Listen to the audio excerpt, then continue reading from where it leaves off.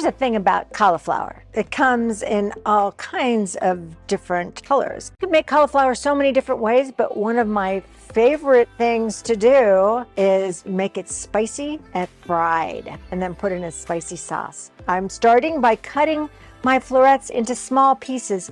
The smaller, the better. The bigger, more moisture they're gonna have, and the more moisture they have, the less crisp they will be. So I have a batter here that is kind of loose. It's not a very thick batter, it's loose. And we're just gonna simply put the cauliflower in the batter. We have cornstarch in the batter, that'll make it extra crispy. And then we're gonna go over to the fryer. Fryer is at 375 degrees, and we're gonna place the cauliflower into the baskets. And you can do this in your house with a pot of oil on the stove. It'll work just fine. This will just take a couple of minutes.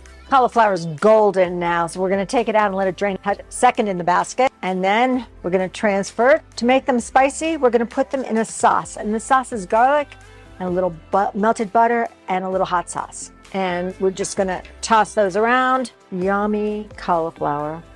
Oh, it's crunchy. And we'll finish with just a little bit of chive. I can't wait to dig into this one.